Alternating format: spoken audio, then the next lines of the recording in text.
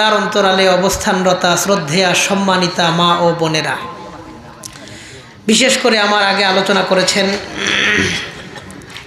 মুহতারাম বড় ভাই মুফতি আলী হাসান উসামা হাফিজাহুল্লাহ। খুব চমৎকার সার সংক্ষেপ, সার নির্যাস, অল্প সময়ে মূল কিছু জরুরি কথা আমাদের জন্য বলেছেন, যা আমাদের জন্য দুনিয়া এবং আখিরাত সব জায়গায় কল্যাণকর। ভাইয়ের কথাগুলো আল্লাহ আমাদের প্রত্যেককে জীবনের পাথেয় হিসাবে গ্রহণ করার তৌফিক দান করেন। প্রত্যেকটা ভালো আমলি কথার উপরে আমাদের সবাইরে আল্লাহ আমল করার তৌফিক দান করেন। আমিও আপনাদের সামনে হাজির হয়েছি অনেক দূর থেকে, অসুস্থ শরীর নিয়ে, ক্লান্ত শরীর নিয়ে আসছি। অল্প কিছু কথা আমিও আপনাদের সাথে মুজাকারা করব। সেই লক্ষ্যে সূরা তাওবা 100 নম্বর আয়াত, একটা আয়াত তিলাওয়াত করেছি এবং নবীজি সাল্লাল্লাহু আলাইহি ওয়াসাল্লামের বহু সংখ্যক হাদিস থেকে বুখারী শরীফের 3673 নম্বর হাদিস, একটা হাদিস পড়েছি এবং ইবনে মাজাহ থেকে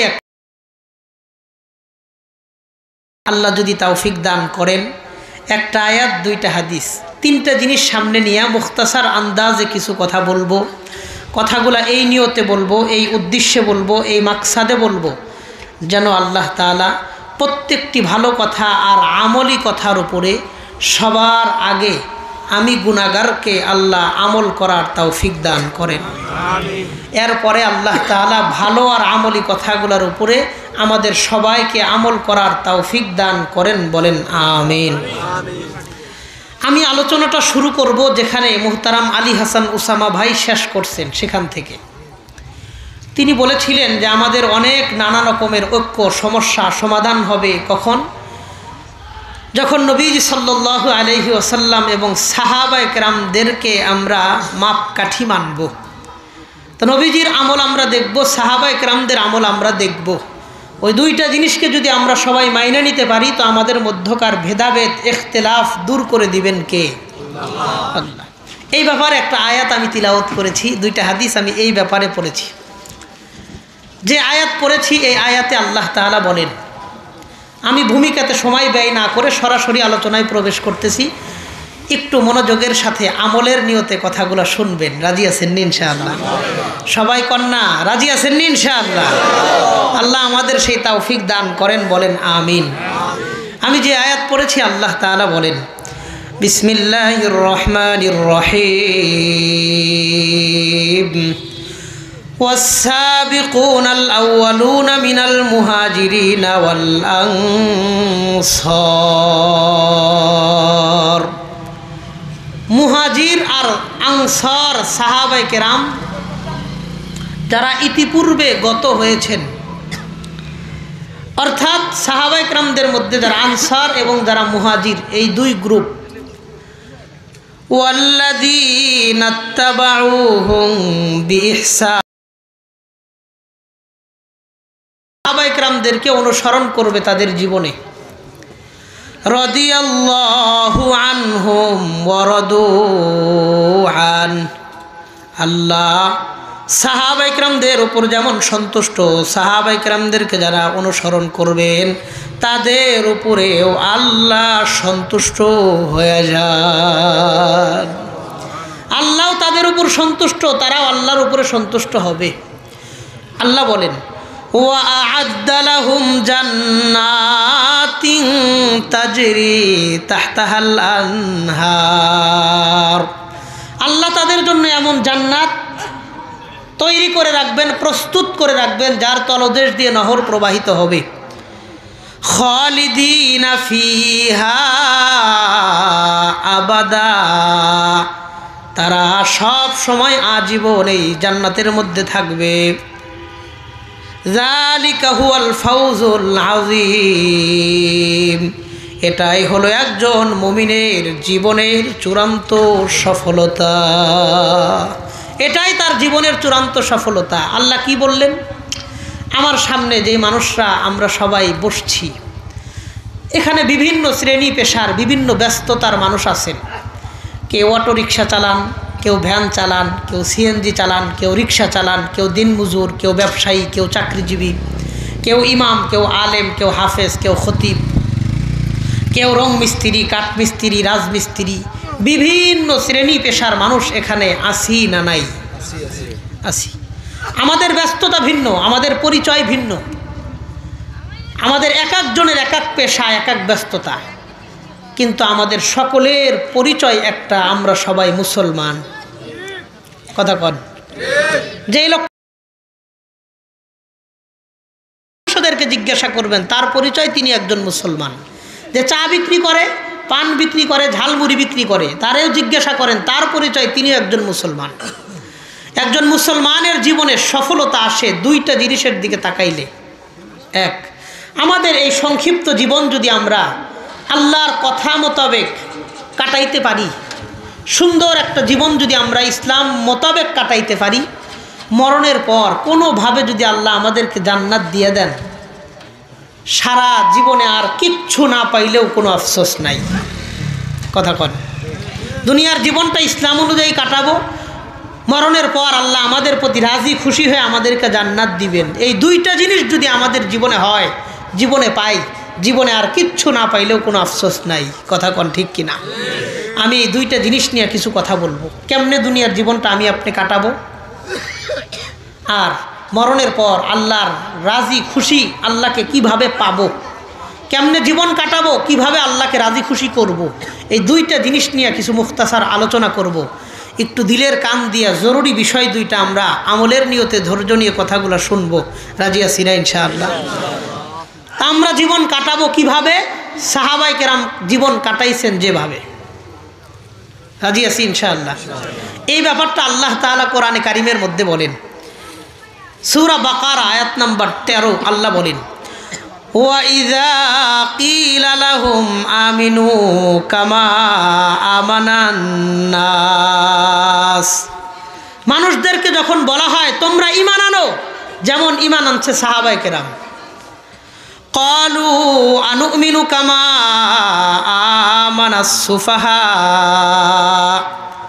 আমরা কি ঈমান আনবো যেমন বেকুফ মানুষরা ঈমান আনছে? আলা ইন্নাহুম হুমুস সুফাহা ওয়ালাকিন লা ইয়ালামুন। যারা সাহাবায়ে কেরামদের মতন ঈমান আনবে না তারাই বেকুফ, তারাই বোকা। তো আল্লাহ বললেন তোমরা ঈমান আনো সাহাবায়ে কেরাম যেমন ঈমান আনছেন তাদের মতো। তো ঈমানের ক্ষেত্রে মাফ কাটি সাহাবায়ে কেরামদেরকে বানাইছেন কে? আল্লাহ। কথা কন কে? আল্লাহ। তো আল্লাহ বললেন তোমরা ঈমান আনো যেমন সাহাবীরা ঈমান আনছে। তা আমরা ঈমান আনলে সাহাবায়ে কেরামদের মতন ঈমান আনবো, এই ব্যাপারে নির্দেশ আমাদেরকে দিছেন কে? আল্লাহ। আল্লাহ। আর আমল করলে সাহাবায়ে কেরামদের মতন আমল করো। আল্লাহ বলেন ওয়াল্লাযীনা ইত্তাবাউহুম বিইহসান। আর যারা সাহাবায়ে কেরামদের মতন আমল করবে আমি আল্লাহ তার উপরে সন্তুষ্ট হব, হাসরে আমি আল্লাহ তাকে জান্নাত দান করব। সাহাবীদের মতন ঈমান, সাহাবায়ে কেরামদের মতন আমল, এই দুইটা জিনিস আল্লাহ আমাদেরকে বুঝে জীবনে বাস্তবায়ন করার তৌফিক দান করেন, বলেন আমিন। এখন এই জিনিসটা কেমনে হাসিল করব, কেমনে পাবো? চলেন একটা হাদিস থেকে আমরা এই বিষয়গুলো জানবো। সাহাবীদের সম্পর্কে নবীজি সাল্লাল্লাহু আলাইহি ওয়াসাল্লাম কি আমাদেরকে কি জানায় গেছেন। নবীজি বলেন, নবীজির এক সাহাবী নাম হলো আবু বুরদাহ, তিনি তার বাবা থেকে বলেন, ওয়ান আবি বুরদাতা আন আবিহি রাদিয়াল্লাহু তাআলা আনহু ক্বাল। নবীজির সাহাবী হযরত আবু বুরদা তার বাবা থেকে বর্ণনা করেন। আবু বুরদার বাবা বলেন, সাল্লাইনা মা'আন নবিয়্যি সাল্লাল্লাহু আলাইহি ওয়াসাল্লাম আল মাগরিবা। আমরা একদিন আল্লাহর নবীর সাথে মাগরিবের নামাজ আদায় করলাম। ফাকুলনা লাউ জালাসনা হাত্তা নুসাল্লিয়া মা'আহুল ইশা। মাগরিবের নামাজ পড়ার পরে আমরা বললাম, এই আমরা যদি একটু বসি, বৈশা নবীজির সাথে যদি এশার নামাজটা পইরা যায় কতই না ভালো হবে। কন্যা সুবহানাল্লাহ। কয়েকজন মানুষ একসাথে নবীজির সাথে মাগরিবের নামাজ পইরা নিজেরা বলছে, লাউ জালাসনা হাত্তা নুসাল্লিয়া মা'আহুল ইশা। আমরা তো মাগরিব পড়ছি, একটু বসি, বৈশা আমরা এশার নামাজটা পইরা একসাথে যাব। ফাজালাসনা,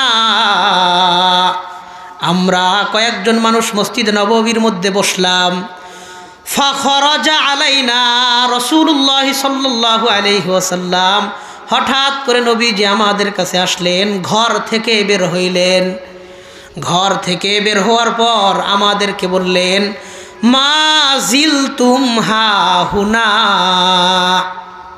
আরে তোমরা এখানে বসা, কতক্ষণ যাবত বসে রইছো? আমরা যখন মসজিদে বসে রইছি আমাদেরকে জিগাইতেছে, কিরে সবাই চলে গেছে, তোমরা যাও নাই, কতক্ষণ যাবত বসে রইছো? কুলনা, আমরা জবাব দিয়ে বললাম, সাল্লাইনা মাআকাল মাগরিবা, আমরা আপনার সাথে মাগরিবের নামাজ আদায় করছি। ফাকুলনা নাজলিসু হাত্তা নুসাল্লিয়া মাআকাল ইশা, এরপরে আমরা বলছি একটু সময় বসবো, বৈশা আপনার সাথে এশার নামাজটা পড়ে যাব। আল্লাহর নবী বললেন, ফাকালা আহসানতুম আও আসাবতুম, তোমরা যা করছো ভালো করছো, তোমরা যা করছো উত্তম করছো। ফারাফা রাসাহু ইলাস সামা, নবীজি মাথাটা আসমানের দিকে উঠাইলেন, আকাশের দিকে তাকাইলেন। ওয়াকানা কাসীরাম মিম্মা ইয়ারফাউ রাসাহু ইলাস সামা, আর নবীজি মাঝে মধ্যে গুরুত্বপূর্ণ কথা বলার সময় মাথাটা আকাশের দিকে উঠাইতেন। মাঝে মধ্যেই নবীজি গুরুত্বপূর্ণ কিছু বলার সময় মাথাটা আকাশের দিকে তুইলা একটা কথা বলতেন। আসমানের দিকে তাকায়া নবীজি বললেন, শোনো, আন-নুজুমু আমানাতুন লিস-সামা ফাইযা যাহাবাতিন নুজুমু আতাস-সামা মা তুআদু, দেখো আকাশের মধ্যে অনেক তারকা, এই তারকাগুলা হলো আকাশের নিরাপত্তা।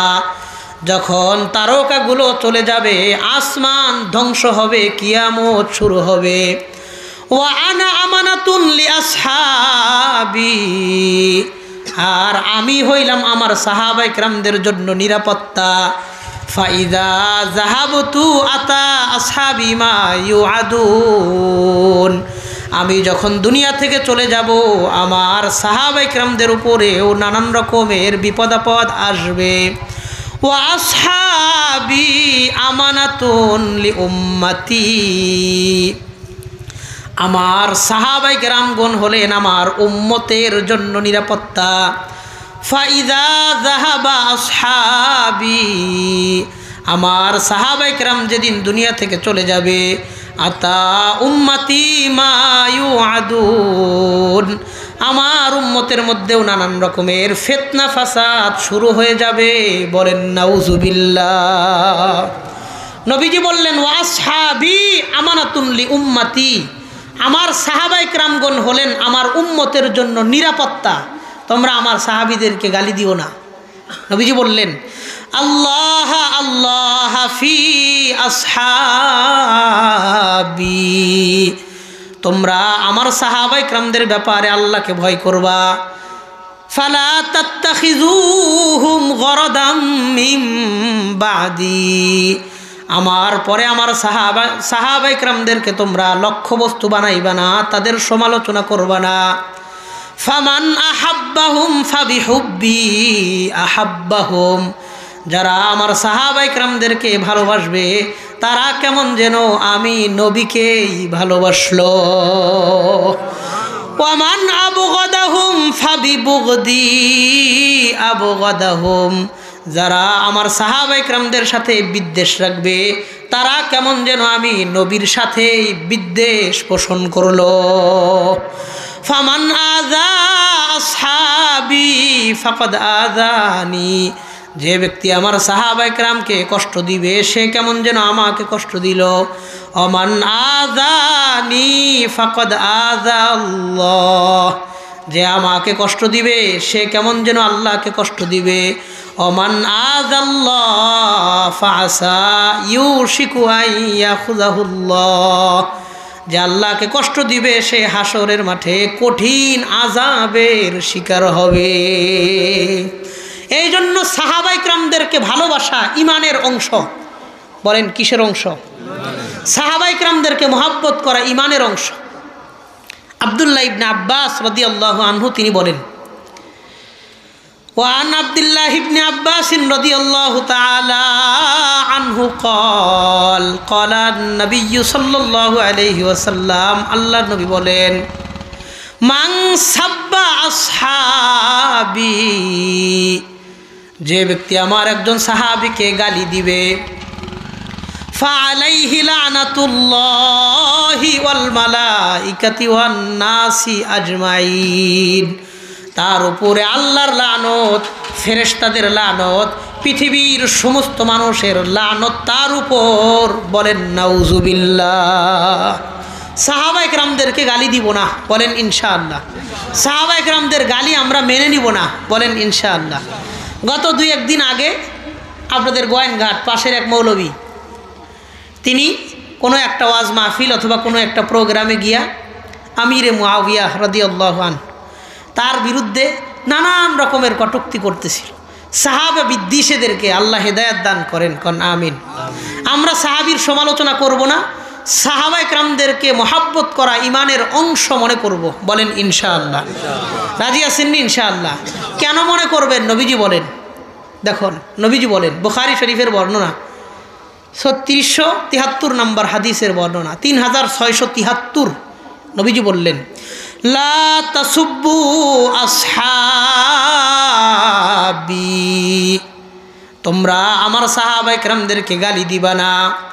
কারণ কি? শোনো, ফালাউ আন্না আহাদাকুম আনফাকা মিসলা উহুদিন যাহাবা, তোমাদের মধ্যে কোনো ব্যক্তি যদি উহুদ পাহাড় পরিমাণ স্বর্ণ আল্লাহর রাস্তায় দান করে, মা বালাগা মুদ্দা আহাদিহিম ওয়া নাসিফা, সাহাবায়ে কেরাম যদি 1 মুঠ গম আল্লাহর রাস্তায় দান করে, 1 মুঠ অথবা তার অর্ধেক পরিমাণ কোনো জিনিস যদি আল্লাহর রাস্তায় দান করে, উহুদ পাহাড়ের স্বর্ণের চাইতে আল্লাহর কাছে এই সামান্য দান বেশি গ্রহণযোগ্যতা পায়। উহুদ পাহাড় পরিমাণ স্বর্ণ তোমরা দান করবা, যেই সব হবে। আমার সাহাবীরা যদি সামান্য পরিমাণ গম আল্লাহর রাস্তায় দান করে, উহুদ পাহাড়ের স্বর্ণের চাইতেও আল্লাহর কাছে বেশি মূল্য। কন্যা সুবহানাল্লাহ। সাহাবায়ে কেরামরা তাদের জীবন কিভাবে কাটাইছেন, একটা হাদিস একটু বড় আমি আপনাদের সামনে এই হাদিসটা বলে আমি আমার আলোচনা গোছায়া নিয়ে আসার চেষ্টা করব ইনশাআল্লাহ। বুখারী শরীফের 3905 3906 দুইটা হাদিসের মধ্যে আম্মা জান আয়েশা রাদিয়াল্লাহু আনহা তিনি বলেন 3905 3906 আন আয়েশা রাদিয়াল্লাহু তাআলা আনহা আন্নাহা ক্বালাত, আম্মা জান আয়েশা রাদিয়াল্লাহু তাআলা আনহা তিনি বর্ণনা করেন, লাম আকিল আবাওয়াইয়া কত্তু ইল্লা ওয়া হুমা ইয়াদিনানি দ্বীন। তিনি বলেন, আমি আমার মা বাবাকে, অর্থাৎ হযরত আবু বকর সিদ্দিক রাদিয়াল্লাহু আনহু তিনি আর তার বিবি, আমার মা বাবাকে আমি ইসলাম ধর্ম ব্যতীত অন্য ধর্ম পালন করতে কোনোদিন দেখি নাই। আবু বকর রাদিয়াল্লাহু আনহু তিনি এমন একজন সাহাবী, ইসলামের আগেও কোনোদিন তিনি শিরিক করেন নাই, ইসলামের পরেও তিনি কোনোদিন শিরিক করেন নাই, প্রশ্নই আসে না। কোন সুবহানাল্লাহ। অনেকেই তো অন্য জায়গা থেকে ইসলামে আসছেন, কিন্তু আবু বকর সিদ্দিক তিনি জীবনে কোনোদিন শিরিক আর মূর্তি পূজা করেন নাই। তিনি ইসলামের আগেও শিরিক থেকে পবিত্র ছিলেন, ইসলামের পরেও তিনি পবিত্র।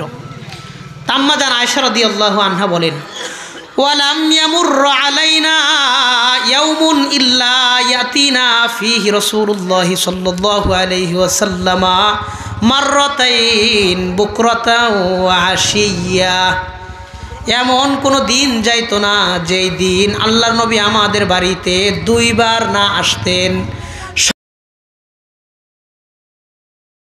আর আমাদের বাড়িতে আসতেন। নবীজি প্রত্যেক দিন আবু বকর রাদিয়াল্লাহু আনহুর বাসায় একবার। তিনি বলেন, ফালাম্মা উবতুলিয়াল মুসলিমুন, মুসলমানদের উপর যখন মক্কায় বিপদ আপদ শুরু হয়ে যায়, ইবাদত করতে পারে না, প্রকাশ্যে মুসলমানদেরকে ইবাদত করতে দেয় না, এমন যখন অবস্থা হইল, খরাজা আবু বকরিন মুহাজিরান কিবালা আরদিল হাবাসা। আবু বকর রাদিয়াল্লাহু আনহু তিনি হাবশার দিকে হিজরতের জন্য রওনা দিলেন। মক্কায় বসে আমি ইবাদত করতে পারবো না, তো আমি মক্কায় থাকবই না। তিনি আবিসিনিয়া হাবশার দিকে হিজরতের উদ্দেশ্যে রওনা দিয়ে দিয়েছেন। কোন সুবহানাল্লাহ। ইবাদতের জন্য সাহাবায়ে কেরাম কেমন পাগল ছিলেন, তো তিনি রওনা দিয়েছেন। রওনা দেওয়ার পর ফালাম্মা বালাগা বারকুল গিমাদ, তিনি যখন বারকুল গিমাদ নামক জায়গায় পৌঁছছেন, বারকুল গিমাদ একটা জায়গার নাম, তিনি যখন বারকুল গিমাদে গেলেন, বারকুল গিমাদটা কোথায় তিনি বলেন, ওয়াহুয়া মাউজিউন আলা খামসি লায়ালিম মিন মাক্কাতা ফি তরিকিল ইয়ামান। মক্কা থেকে ইয়ামান যাওয়ার পথে 5 দিন 5 রাত্রের দূরত্বের জায়গার নাম হলো বারকুল গিমাদ। আবু বকর মক্কা থেকে 5 দিন 5 রাত হাজির হইলেন। লাকিয়াহু ইবনুদ দাগিনা, সেখানে যাওয়ার পর ইবনুদ দাগিনা নামক একটা লোকের সাথে সাক্ষাৎ হয়। ওয়াহুয়া সাইয়্যিদুল করা, তিনি হলেন মক্কার করা বংশের সর্দার। মক্কার একটা বংশ কুরাইশ আর একটা বংশ করা, তিনি করা বংশের সর্দার ছিলেন। এই নেতার সাথে আবু বকর রাদিয়াল্লাহু আনহুর যখন সাক্ষাৎ হয়, তিনি আবু বকরকে ডাক দিয়ে বললেন, ইয়া আবা বকরিন ইলা আইনা তুরিদ। আবু বকর, আপনি কোন দিকে যাওয়ার জন্য ইচ্ছা করছেন? আপনি মক্কা থেকে এত দূরে কেন? কোথায় মক্কা, কোথায় বারকুল গিমাদ, আপনি এখানে কেন আসছেন? আবু বকর জবাব দিয়ে বললেন, কদ আখরাজানি কওমি ফাউরিদু আন আসিহা ফিল আরদি ওয়া আবুদা রাব্বি।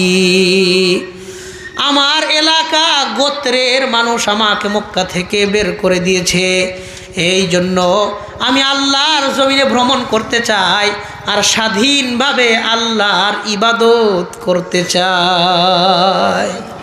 আমার কওম আমাকে ইবাদত করতে দেয় না, এই জন্য আমি মক্কা ছাড়ছি, আমি আল্লাহর ইবাদত করব, এই জন্য আমি বের হয়ে গেছি। ইবনুদ দাগিনা আবু বকরকে ডাক দিয়ে বললেন, ইন্নাকা ওয়া বিমিসলিকা ইয়া আবা বকরিন লা ইয়াখরুজু ওয়া লা ইউখরাজু। আবু বকর, আপনার মতন এমন মহান মানুষকে কেউ বের করতেও পারেন না, আপনি বের হইতেও পারেন না, কারণ আপনার মধ্যে 5টা গুণ আছে। কয়টা? আবু বকর, আপনার মধ্যে 5টা গুণ আছে। আপনার মতন মহান মানুষ মক্কা ছাড়তে পারে না। 5টা গুণের এক, ইন্নাকা তাকসিবুল মাদুম, আপনি নিঃস্ব অসহায় মানুষদের খাবারের ব্যবস্থা করে দেন। সুবহানাল্লাহ। 2 নাম্বার তিনি বলেন, ওয়াতাসিলুর রহিম, আপনি আত্মীয়তার সম্পর্ক বজায় রাখেন, কোনোদিন আত্মীয়তার সম্পর্ক ছিন্ন করেন না। 3 নাম্বার, ওয়াতাহমিলুল কাল্লা, কোনো মানুষের বোঝা যদি ভারী হয়ে যায়, আপনি ওই মানুষের বোঝা নিজে বহন করে দেন। আগের যুগেতে এত গাড়ি ছিল না, বাহন ছিল না, ট্রাক বাস ছিল না, মানুষের বোঝা ভারী বোঝা নিজেরাই বহন করা লাগতো। তো মানুষের বোঝা যখন ভারী হইতো, আবু বকর গিয়া নিজে ওই বোঝাটা তিনি বহন করে দিতেন। 4 নাম্বার, ওয়াতাকরিজ যায়িফ, আপনি মানুষের মেহমানদারি করেন। 5 নাম্বার, ওয়াতুইনু আলা নাওয়াইবিল হাক্কি, কোনো মানুষ দিন মানতে গিয়ে বিপদে পড়লে আপনি ওই বিপদগ্রস্ত মানুষের পাশে দাঁড়ান। 5টা গুণ এমন মহান, একজন মানুষকে কোনো এলাকা থেকে কেউ বের করতে পারে না। ইরজি মাই ফাআনা লাকা জার, আপনি আমার সাথে ফিরে আসেন, আপনি আমার সাথে ফিরে আসেন, আমি আপনার জন্য নিরাপত্তার ব্যবস্থা করে দিব।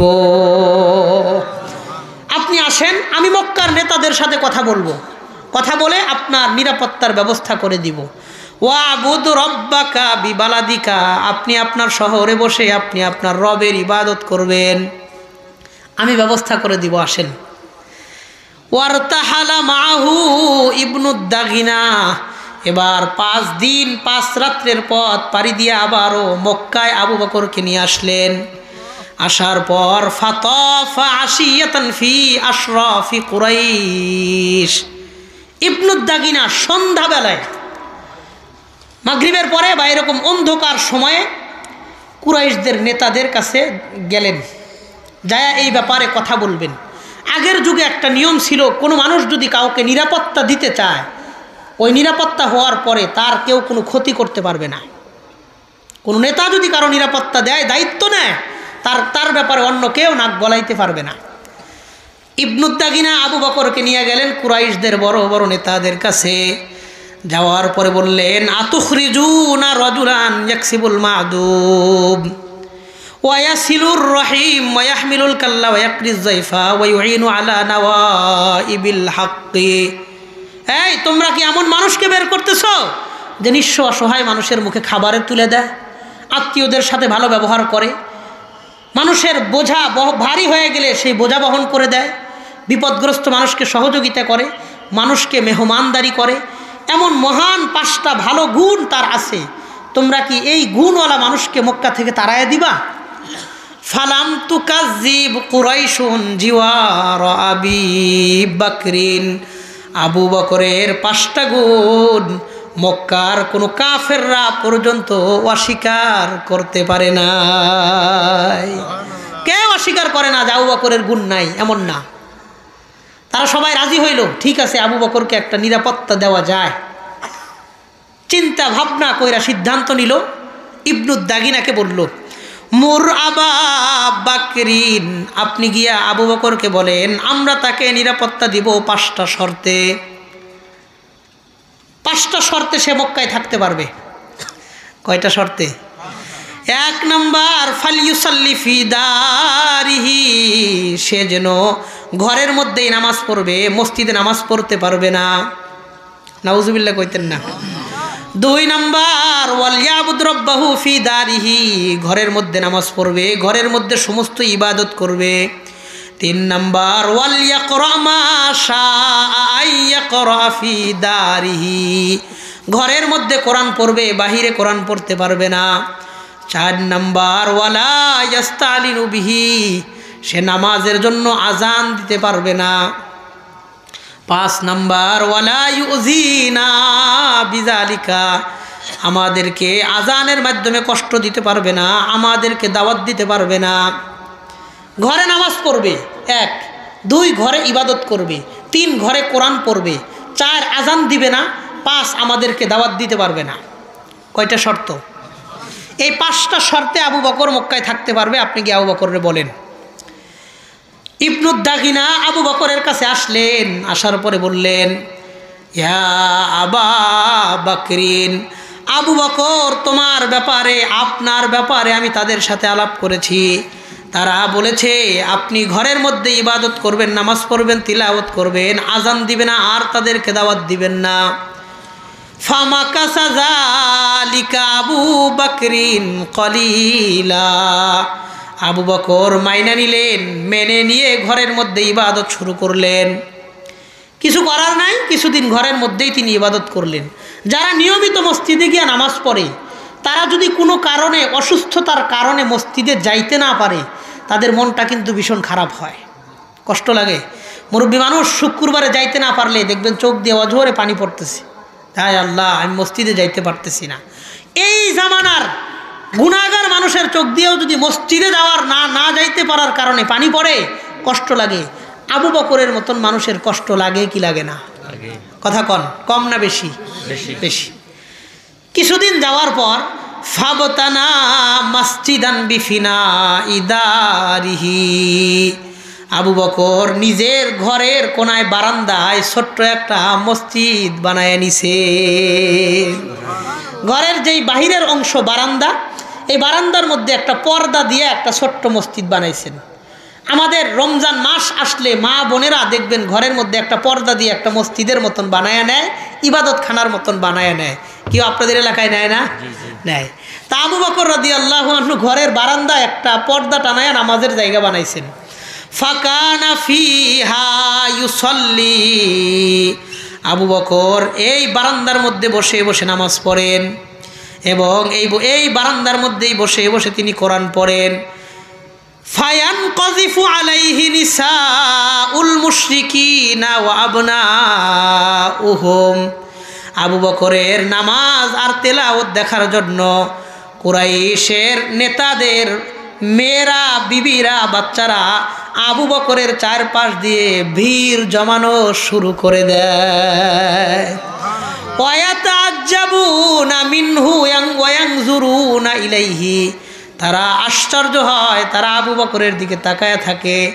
আম্মা জান আয়েশা রাদিয়াল্লাহু আনহা বলেন, ওয়াকানা আবু বকরিন রাজুলান বাক্কান লা ইয়ামলিকু আইনাইহি ইযা ক্বরাআল কুরআন। হযরত আবু বকর যখন কোরআন তিলাওয়াত করতেন, তার চোখ থেকে অঝরে এমনভাবে পানি পড়তো, কেমন যেন নিজের চোখের মালিকত্ব নিজে হারায় ফেলতেন, নিজের চোখের নিয়ন্ত্রণ নিজে করতে পারতেন না। এই পরিমাণ চোখ থেকে অঝরে পানি ঝরত, তিনি নিজের চোখের নিয়ন্ত্রণ হারায় ফেলতেন। তা আবু বকরের কান্না দেখার জন্য, এত পরিমাণে মানুষ কিভাবে কাঁদতে পারে, এই কান্না শুধু দেখার জন্য ইয়ানকাযিফু আলাইহি নিসাউল মুশরিকিন ওয়া আবনাউহুম, মুশরিকদের বিবিরা, মেয়েরা, ছেলেরা সব আবু বকরের চারপাশ দিয়ে ভিড় জমায় খালি তামসা দেখে। কেমনে সম্ভব? ওয়ায়াতাআজ্জাবুনা মিনহু ওয়া ইয়ানজুরুনা ইলাইহি, তার দিকে তাকায় থাকে। এই দৃশ্য দেখার পরে কাফেরদের মাথার ঘুম উড়ে গেছে। কয় কি, যেখানে বাঘের ভয় সেখানে রাত পোহায়। আবু বকরকে সরানোর জন্য এত কিছু করলাম, এখন আমাদের বিবিওয়াল বাচ্চারা গিয়ে আবু বকরের ইবাদতের তামসা দেখে। ফাআফযা যালিকা কুরাইশান, কুরাইশদের অনেক বড় টেনশনের কারণ হয়ে গেল আবু বকর। এবার ফাদা ইবনুদ দাগিনা, কুরাইশদের নেতারা ইবনুদ দাগিনাকে ডাকায়া আনলেন। আনার পরে বলল, ইয়া ইবনুদ দাগিনা ইন্নাকা আজারতা আবা বকরিন, আপনি আবু বকরের জন্য নিরাপত্তা দিয়েছিলেন, আপনি আবু বকরের দায়িত্ব নিছেন না? কহা, আমি তো আবু বকরের দায়িত্ব নিয়েছি। আর সামিআতা আন্নাহু ক্বাদ জাওয়াজা যালিকা, আপনি কি শুনছেন আবু বকর তার শর্ত ভঙ্গ করছে? কয় কি শর্ত ভঙ্গ করছে? কয় তিনি তার ঘরের পাশে একটা মসজিদ বানাইছে, ওই মসজিদের মধ্যে তিনি এখন নামাজ পড়ে, আমরা এটা মানব না। আপনি আবু বকরকে গিয়ে বলেন, তিনি যদি চান ওই 5টা শর্ত মাইনা ইবাদত করবেন, আর তিনি যদি না চান তাহলে ওয়াইল্লা তারুদ্দা জিম্মাতাকা ইলাইকা, আবু বকর যেন আপনার জিম্মাদারি আপনার কাছে ফিরিয়ে দেয়। এবার আবু বকর এর কাছে ইবনুদ দাগিনা আসলেন, আসার পরে বললেন, ইয়া আবা বকরিন, আবু বকর, ইন্নাকা আলিমতা আলা মা আকাতু লাকা আলাইহি, আবু বকর আমি আপনার জন্য কি বিষয়ে নিরাপত্তা নিয়েছিলাম, কয়টা শর্তে আপনি তো জানেন। কাহা সামিআতু আন্নাকা ক্বাদ জাওয়াজতা যালিকা, আমি শুনলাম আপনি সেই শর্তগুলা ভঙ্গ করছেন, অতিক্রম করছেন। কয় তাই? কাহা কওয়াইন্নি আকরাহু আন তুখফিরা ফি জিম্মাতি, আমি চাই না মানুষ আমাকে খারাপ বলুক যে ইবনুদ দাগিনার জিম্মাদারিতে এক লোক থাইকা তার কথা মানে নাই, ভঙ্গ করছে, এই বদনাম আমি নিতে চাই না। আপনি যদি চান এই 5টা শর্ত মাইনা মক্কায় থাকেন, ওয়াইল্লা তারুদ্দা জিম্মাতি ইলাইয়া, অন্যথায় আপনি আপনার দায়িত্ব আমার কাছে ফিরিয়ে দেন।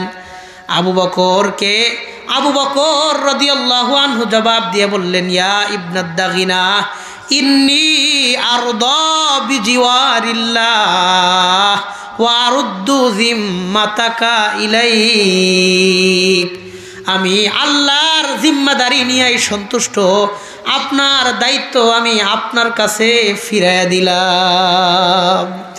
আমি আল্লাহর জিম্মাদারি, আল্লাহর আমার ব্যাপারে, আল্লাহ আমার অভিভাবক, এই বিষয়ে আমি সন্তুষ্ট। আপনার যেই দায়িত্ব আমার ব্যাপারে নিয়েছিলেন, এই দায়িত্ব আমি আপনার কাছে ফিরিয়ে দিলাম। আবু বকর রাদিয়াল্লাহু আনহু ঘুরে দাঁড়াইলেন, আমি অন্য কারো নিরাপত্তা নিয়ে মক্কায় থাকতে চাই না, আমি আল্লাহর নিরাপত্তা নিয়ে মক্কায় থাকতে চাই। এরপর থেকে মুসলমানদের আর কোনো দিন পিছনে ফিরায় তাকাইতে হয় নাই। আল্লাহ হিজরতের নির্দেশ দিলেন, এরপর থেকে মুসলমানদের বিজয় আর বিজয় আসছে, মুসলমানের আর কোনোদিন ফিরাইয়া তাকাইতে হয় নাই। আমরাও যদি আল্লাহর উপরে পরিপূর্ণ ভরসা নিয়ে আগাইতে পারি, আল্লাহ আমাদের অভিভাবক, আল্লাহ আমাদের উপর সমস্ত ক্ষমতার মালিক। আলহামদুলিল্লাহ, সবাই বলেন আলহামদুলিল্লাহ। তা আল্লাহ আমাদের অভিভাবক, যদি আমরা এই বিশ্বাস আর ভরসা নিয়ে আমরা আগাইতে পারি, সাহাবায়ে কেরাম যে দিন আমাদের পর্যন্ত পৌঁছায়া দিয়ে গেছেন, ওই দিন যদি আমরা আল্লাহর উপর ভরসা করে দিনের হাল ধরতে পারি, আল্লাহর কসম বিশ্বের মুসলমানদেরকে পৃথিবীর কোনো পরাশক্তি কোনো সময় পরাজিত করতে পারবে না। ঠিক। কিন্তু আমাদের আবু বকরের মতন ওই আস্থা, ওই বিশ্বাস, ওই ভরসা, ওই ঈমান আমাদের অন্তরে লালন করার দরকার আছে না নাই? সাহাবায়ে কেরাম যে দ্বীনের দাওয়াত, যে দিন আমাদের পর্যন্ত পৌঁছায়া দিয়ে গেছেন, আমরা ওই দিন নিজেদের মধ্যে লালন পালন করা, ওই দিন সংরক্ষণ করার সর্বোচ্চ চেষ্টা করব। বলেন ইনশাআল্লাহ, বলেন ইনশাআল্লাহ। এখন আমরা মনে করি কি যে দিনের হেফাজত করা, দিনের খেদমত করা শুধু আলেমদের দায়িত্ব, আমাদের দায়িত্ব না। না, এই বিষয়টা আমরা এভাবে মনে করব না। কারণ কি, নবীজি সাল্লাল্লাহু আলাইহি ওয়াসাল্লাম বিদায় হজের ভাষণে একটা কথা বলে গেছেন, যেটা আমাদের জন্য খুব জরুরি। নবীজি বলেন, আলা ইন্না রাব্বাকুম ওয়াহিদুন ওয়া ইন্না আবাকুম ওয়াহিদুন। শোনো পৃথিবীর সমস্ত মুসলমান, তোমাদের রব একজন, তোমাদের বাবা